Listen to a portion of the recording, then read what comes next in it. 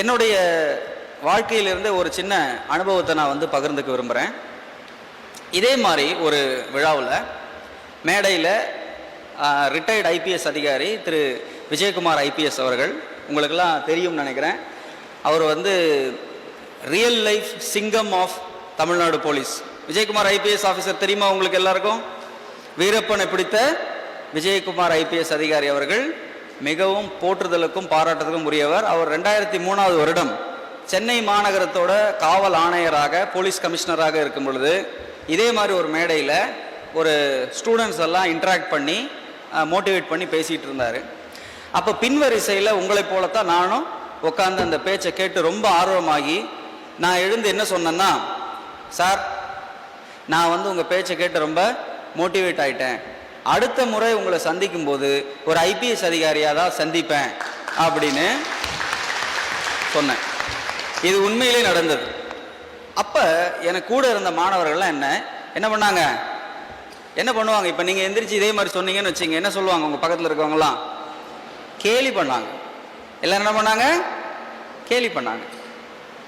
நீ ரொம்ப உணர்ச்சி வசப்பட்டு பேசிட்டேன்னு நினைக்கிறேன், இந்த மாதிரி படிப்பெல்லாம் பாஸ் ஆகணும்னா என்ன இருக்கணும், தலைக்கு பின்னாடி ஒரு ஒளிவட்டம் இருக்கணும், நீ ஒரு ஆவரேஜ் ஸ்டூடெண்ட்டு, நீ வந்து எந்த தைரியத்தில் இப்படி ஒரு பேச்சை வந்து பேசிட்ட அப்படின்னு சொல்லி சொன்னாங்க. ஆனால் நான் கடுமையாக உழைத்து 2010 வருடம் பாஸ் பண்ணி ஐபிஎஸ் அதிகாரியாக Lal Bahadur Shastri national academy of அட்மினிஸ்ட்ரேஷனில் ஃபவுண்டேஷன் கோர்ஸில் என்னுடைய சக அதிகாரிகள் ஐஏஎஸ் ஐபிஎஸ் ஐஎஃப்எஸ் அதிகாரிகளோட இதே மாதிரி ஒரு கூட்டத்தில் மறுபடியும் விஜயகுமார் ஐபிஎஸ், அப்பொழுது வந்து அவர் ரிட்டையர் ஆகிட்டார், சிறப்பு பேச்சாளராக வந்து பேசும் பொழுது கடைசியாக ஏதாவது எனி கொஷின்ஸ் அப்படின்னு கேட்டார். அப்போ நான் எழுந்து, சார் உங்களுக்கு ஞாபகம் இருக்குமோ இல்லையோ தெரியல, 2003 இப்படி ஒரு சம்பவம் நடந்தது அப்படின்னேன். உடனே yes I remember, what about it அப்படின்னாரு. ஐ எம் தட் பாய் அப்படின்னு. I am that fellow. நான் சொன்னது போலவே நான் கடைசியாக உங்களை நேரில் சந்தித்தது 2003, 2010 நான் சொன்னது போலவே ஐபிஎஸ் அதிகாரியாக உங்கள் முன்னாடி நிற்கிறேன் சார், வேற ஒன்றும் இல்லை அப்படின்னு சொல்லி உட்கார்ந்துட்டேன்.